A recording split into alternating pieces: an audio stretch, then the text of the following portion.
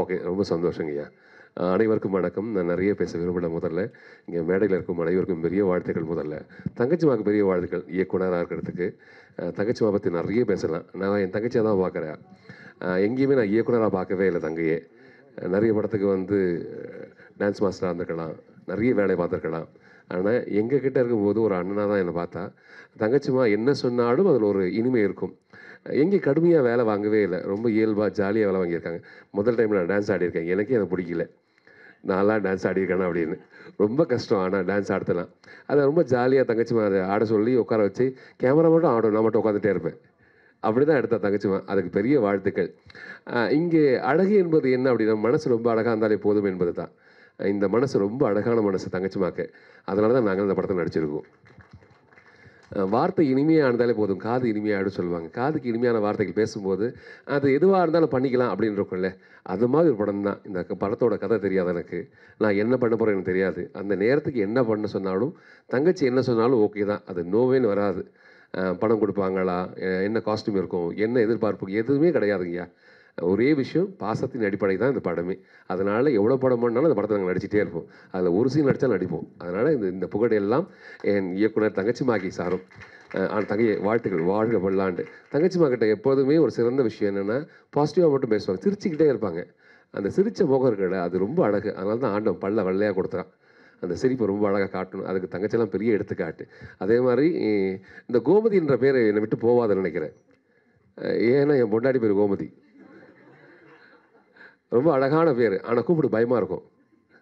எப்பொழுதுமே ஞாபகம் ஒரு பேர். அதுன்னா இப்போ மனைவி. தாய்க்கு பின் தாரம் சொல்லுவேன். தாரம் என்பது ரொம்ப அழகான விஷயம். அவங்களுக்கு தெரியும், நல்லா தெரியும். தன் துன்பத்தை அவங்க வச்சுக்கிட்டு இன்பத்தை மட்டும் கொடுக்குறது தான் தாரம். கண்டிப்பாக வயிற்று கிழிப்பாங்க தெரியும், ஆனால் குழந்தை பேத்து கொடுப்பாங்க. ரொம்ப கஷ்டமாக இருக்கும். இருந்தாலும் பரவாயில்லையே, என் கணவருக்கு இன்பத்தை கொடுக்கறதுக்கு தான் பிள்ளைங்களே. அதான் சொல்கிறேன், இந்த தாரம் என்பது ரொம்ப அழகான விஷயம். தாய் ஒரு லெவலுக்கு மேலே பார்க்க முடியாது. தாரம் தான் எல்லாத்தையும் பார்ப்பாங்க. இந்த முழுமையாக பார்த்த தாரத்துக்கு எப்போதுமே நம்ம கடமைப்பட்டிருக்கோம். நிறைய உண்மையாக இருந்திருக்கும்.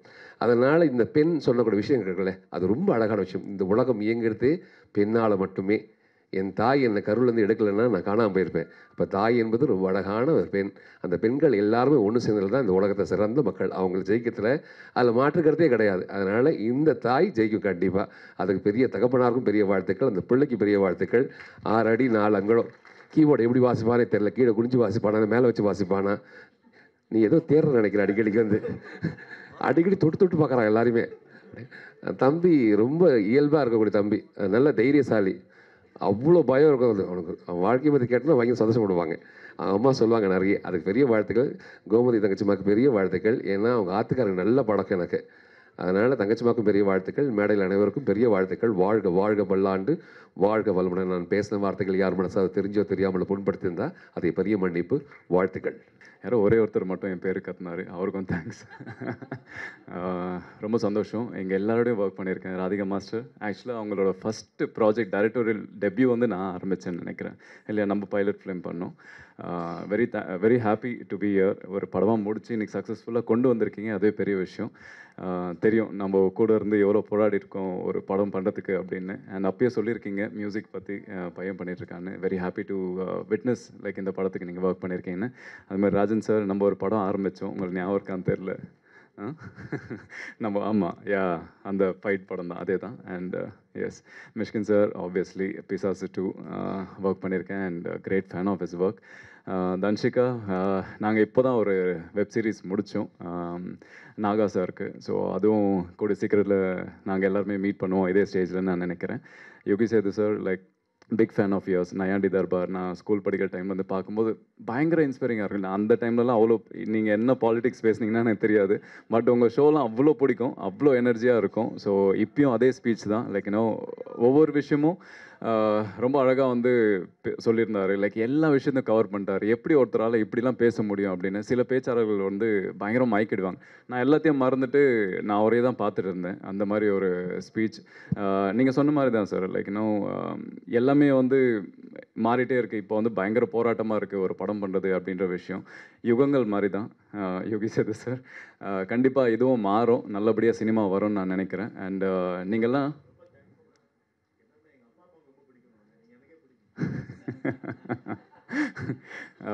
ஸோ ஐ திங்க் சினிமா வந்து அவங்க நல்ல காலத்தில் இருந்து இப்போது இருக்கிற டைம் இப்போ ஒரு டஃப் டைமும் பார்த்துட்டாங்க. ஆனால் இந்த டஃப் டைம்லேயே நாங்கள் சர்வை பண்ணிகிட்ருக்கோம். ஸோ எங்களோட கஷ்டம் உங்களுக்கு எவ்வளோன்னு உங்களுக்கு தெரியுமான்னு தெரியல. So it's kind of hard like நிறைய நல்ல படங்களும் வருது, நல்ல படங்கள் கவனிக்காமலேயும் போகுது. அதே மாதிரி சில படங்கள் வந்து ட்ரெண்ட் செட்டராக சொன்னீங்க. ஸோ அந்த படங்கள் வந்து சில நேரத்தில் எங்களுக்கே ஒரு டெக்னீஷியனாக ஒரு ஆர்டிஸ்ட்டாக எங்களுக்கே கஷ்டமாக இருக்கும். எப்படி இந்த மாதிரி படம் தான் ஒரு வேளை பண்ணுமோ அப்படின்ற ஒரு டவுட் எங்களுக்கே வரும். ஸோ சம்மர் அந்த போராட்டத்தில் தான் நாங்களும் இருக்கோம். கண்டிப்பாக நல்ல படங்களை செஞ்சு பண்ணி மறுபடியும் ஜெயிப்போம் நாங்களும் நம்பிட்டு இருக்கோம். And congrats to all the crew members year. Gopi அண்ணா லைக் அவர் ரொம்ப ஆக்சுவலாக இதில் ஒரு பெரிய விஷயம் இருக்குது. பொன்னியின் செல்வன் அப்படின்னு ஒரு ஃபஸ்ட்டு ப்ராஜெக்ட் ஆரம்பித்தது நாங்கள் 2 பேர் தான், ஹீரோஸ் இருந்த டைமில். ஸோ அந்த டைமில் அண்ணனும் நானும் ஒர்க் பண்ண ஆரம்பித்த ஃபஸ்ட்டு டைம். அதுக்கப்புறம் மிஸ்டர் சந்திரமௌலி ஒர்க் பண்ணியிருக்கேன்.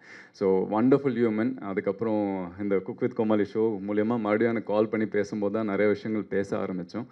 அண்ட் லவ்லி ஸ்னேகன் சார், உங்கள் பாட்டோட பயங்கர ஃபேன். அந்த பாட்டு கேட்கும்போதெல்லாம் அம்மா என்று அழைக்காத பாட்டுக்கு அப்புறம் உங்கள் பாட்டு கேட்டால் மட்டும்தான் அந்த ஃபீல் பயங்கரமாக வரும். ஸோ ரொம்ப அழகான பாடல்கள், இன்னும் நிறைய பாட்டு நான் கேட்கணும்னு நான் விரும்புகிறேன் உங்ககிட்டேருந்து. அண்ட் ரோபோ சங்கர் சார் அவங்க டாட்டர் லைக் இதில் ஒரு கேரக்டர் பண்ணியிருக்காங்கன்னு சொன்னாங்க. So wishes to you too. And to all the dance crew members, co directors, everyone. பெரிய கஷ்டம்தான் படம் பண்ணுறது. ரிலீஸ் வரைக்கும் கொண்டு வந்துட்டீங்க. இந்த படம் ஏற்கனவே ஜெயிச்சிச்சு அப்படின்னு நினச்சிருங்க. ஸோ அதுவே பெரிய ஒரு பாத் பிரேக்கர் நான் சொல்வேன் நான். So thank you, thanks for having me again and love you all. Thank you.